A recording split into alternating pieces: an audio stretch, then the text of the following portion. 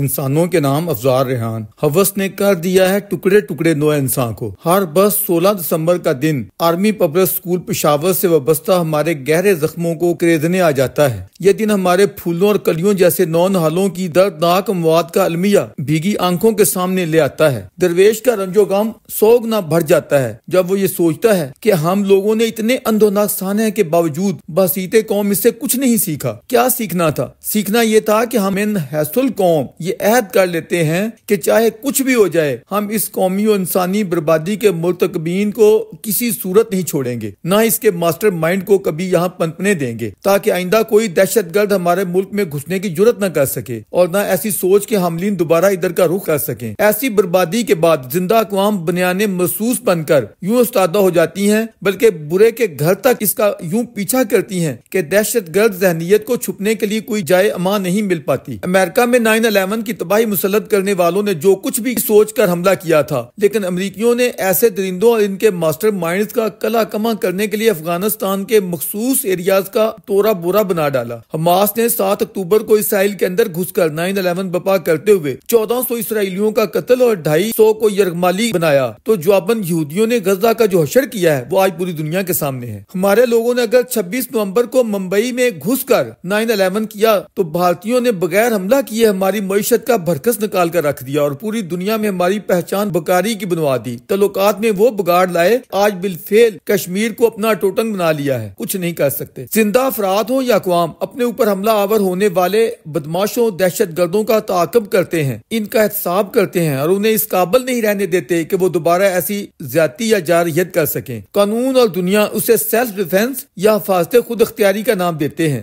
آج کی مہذب جمہوری دنیا اسی وجہ سے دہشت گردی کو لعنت قرار دیتی ہے۔ یہاں سوال پیدا ہوتا ہے کہ 16 دسمبر 2014 کو پشاور کے آرمی پبلک اسکول میں ہمارے معصوم بچوں پر جو قیامت ڈھائی گئی، ہم نے ان دہشت گردوں یا ان کے ماسٹر مائنڈ کی جو نرسریاں قائم ہیں، ان میں اقوام و مذاہب دیگر کے خلاف جو منافرتیں پڑھائیوں سکھائی جاتی ہیں، ہم نے انہیں توڑنے کے لیے ایک مشترکہ لائحہ عمل نیشنل ایکشن پلان کے عنوان سے تشکیل دیا تھا۔ کیا یہ درویش اپنی عسکری اور جمہوری قیادت سے یہ سوال پوچھنے کی جسارت کر سکتا ہے کہ اس نیشنل ایکشن پلان پر اتنے برس گزرنے کے بعد بھی کتنے فیصد عمل ہوا ہے؟ یا ایسا کون سا مغالطہ ہے؟ کسے معلوم نہیں ہے کہ ہمارے اس 9/11 کے مرتکبین کوئی اور نہیں، ہمارے یہی اپنے طالبان تھے جن کے چہرے کسی سے اوجھل نہیں ہیں۔ یہ خالد خراسانی طالبان ہی کا ایک لیڈر تھا جس نے کہا تھا کہ ہم نے سب کچھ احادیث و سنت کی مطابقت میں کیا ہے، اور پشاور کے معصوم بچوں کی تشبیہ بنو قریظہ کے معصوم بچوں سے دی گئی تھی، جس طرح ان کے زیر ناف بال دیکھتے ہوئے انہیں ذبح کر دیا گیا تھا۔ اس نے پوری ڈٹائی سے یہ کہا کہ ہم نے بھی اسی طرح کیا ہے۔ اس بربادی کی سب سے بڑھ کر وکالت کرنے والا احسان اللہ احسان جب پکڑا گیا تو اسے کیا سزا دی گئی، اور پھر ہمارے لوگوں کی تحویل سے وہ دہشت گرد کس کی اشیر بات سے بھگا دیا گیا۔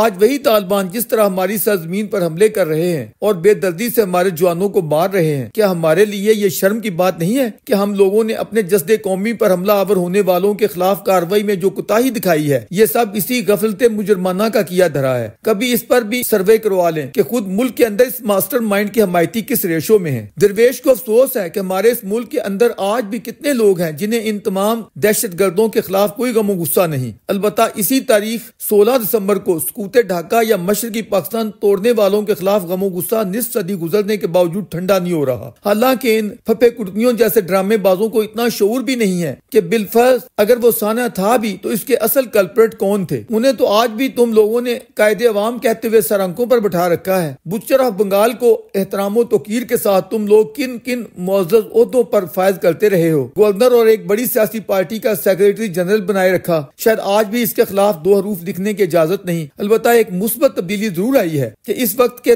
سب سے مظلوم لیڈر شیخ مجیب الرحمان کے خلاف پھیلائی گئی شدید منافرت اب بڑی حد تک تھم چکی ہے۔ اب جو بھی جمہوریت کا نام لے کر اٹھتا ہے اور آمریت کا جبر اس کے سامنے ہتھیار بند کھڑے ہوتا ہے تو اسے شیخ صاحب یاد آنے لگتے ہیں۔ جیسے کہ ابھی ہمارا ایک سابق کھلاڑی یہ کہہ رہا تھا کہ میں شیخ مجیب الرحمان کی طرح ظلم و جبر سہ رہا ہوں۔ آپ لوگوں نے شیخ مجیب الرحمان کے خلاف جو بھی زیادتیاں کی، ان سب کے باوجود وہ عوام کی عدالت میں سرخرو ہوا۔ تمام تر ستم ہوتے ہوئے وہ 162 سیٹوں کی بھاری اکثریت سے الیکشن جیت گیا۔ جب آپ لوگوں نے انتخابی نتائج کو تسلیم نہیں کیا تو نتیجتاً ملک ٹوٹ گیا۔ لہذا اس کے مجرم وہ ہیں جنہوں نے عوامی فیصلے کے سامنے سر تسلیم خم کرنے سے انکار کر دیا۔ ماقبل یہی بات 3 مرتبہ منتخب ہونے والا ہمارا خالد العزیز عوامی لیڈر بھی بارہا کہہ چکا ہے کہ جمہوریت کے حوالے سے جو بھی زیادتی شیخ شیخ مجیب الرحمان پر روا رکھی گئی، یہ ملک اب اس کا متحمل نہیں ہو سکتا۔ اور تو اور وہ جماعت اسلامی جس نے مکتی بہانی کا توڑ کرنے کے لیے ایجنسیوں کے ساتھ مل کر الشمس اور البدر جیسی جنگجو مسلح تنظیمیں قائم کرتے ہوئے ذرا نہیں سوچا، ذرا شرمندگی محسوس نہیں کی کہ اس بھیانک سوچ کے نتائج کیا برآمد ہوں گے، یا یہ کہ عوامی مینڈیٹ یا فیصلے کا احترام ہونا چاہیے، مگر جب خود پر افتاد پڑی